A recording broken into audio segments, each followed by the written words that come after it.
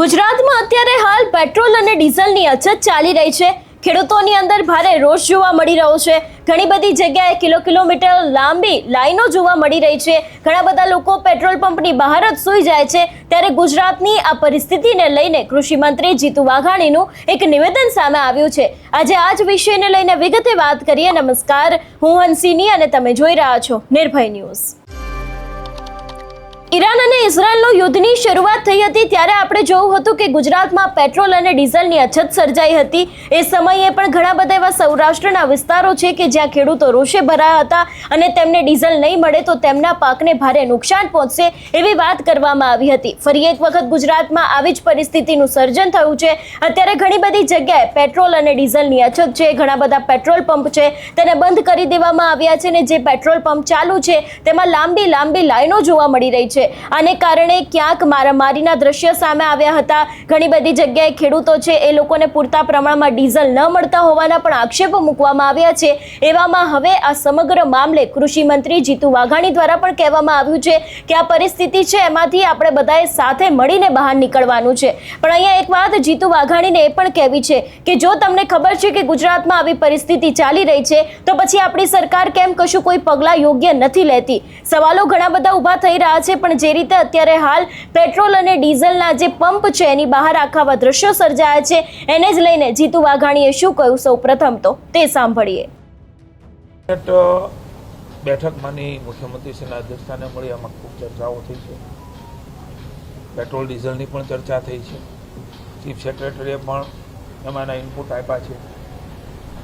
એનું મોનિટરિંગ પણ થયેલું છે। જ્યાં જ્યાં મુશ્કેલીને સમસ્યા જણાય ત્યાં તુરત જ પેટ્રોલ ડીઝલ પહોંચાડવાની વ્યવસ્થાઓ પણ કરી છે। કેટલીક ફરિયાદો અને કેટલીક બાબતો મળી છે ત્યારે એનું પણ મોનિટરિંગ કરીને લોકોને તકલીફ ન પડે એના માટે માનનીય મુખ્યમંત્રીશ્રીએ ચીફ સેક્રેટરીને આદેશ કર્યો છે અને એ પ્રમાણેની વ્યવસ્થાઓ લોકોને મુશ્કેલી ન પડે પણ લોકો અકળાયા વગર જેટલી જરૂરિયાત છે એટલો ઉપયોગ કરીએ।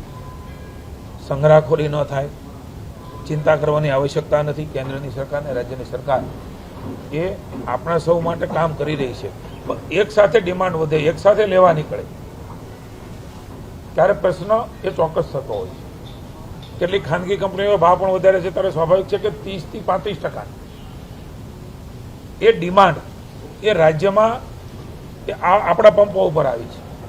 એ બધાને એક સાથે પહોંચાડવા માટે તંત્ર એ તમામ પ્રકારની વ્યવસ્થા કરી રહ્યું છે। મારી વિનંતી છે ક્યાંય પણ અફવાઓમાં આવ્યા વગર કોઈ એક જગ્યાએ મેં કીધું 35-40% ડિમાન્ડ વધી ગઈ તો કોઈ એક પંપે ઓછું થયું હોય તો એને કદાચ નાની મોટી જાળવણી માટે વ્યવસ્થા કરી। એનો અર્થ એવો નથી કે રાજ્ય આખામાં આ સ્થિતિ છે પહોંચી વળવા માટે થઈને રાજ્ય સરકાર એ પૂરા પ્રયત્નો કરી રહી છે। પણ મૂળ વાત 35 થી 40%ની ડિમાન્ડ ઓન રેકર્ડ છે એ વધી છે।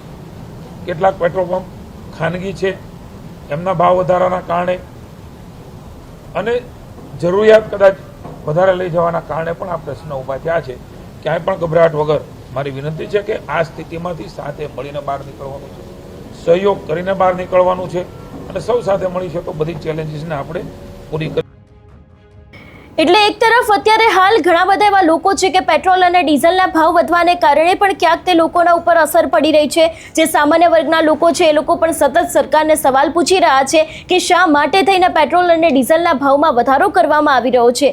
બીજી બાજુ વાત કરવામાં આવે તો લોકોને અત્યારે હાલ પેટ્રોલ પંપની બહાર જે લાંબી લાઈનો લગાવવી પડી છે એને કારણે પણ તે લોકો રોષે ભરાયા છે અને અત્યારે હાલ સવાલ એ જ પૂછી રહ્યા છે કે સરકારે આના માટે થઈને કોઈક યોગ્ય પગલાં લેવા જોઈએ। કારણ કે જો કદાચ આગામી સમયમાં ડીઝલની અછત ઊભી થઈ તો સૌથી વધારે નુકસાન ખેડૂતોને થઈ શકે છે। તેની સાથે આપણે ગઈકાલે પણ જોયું હતું કે આની અસર મોરબીના સિરામિક ઉદ્યોગ ઉપર પણ પડી રહી છે। જો ડીઝલની અછત વધારે ને વધારે થઈ તો ફરી એક વખત મોરબીનો સિરામિક ઉદ્યોગ છે તે બંધ થવાની આરે પણ આવી શકે છે અને ત્યાં જે કામ કરતા લોકો છે એ લોકોને ફરી એક વખત પોતાના ઘરે પણ જવું પડી શકે છે। એવી પરિસ્થિતિનું સર્જન પણ થઈ શકે છે।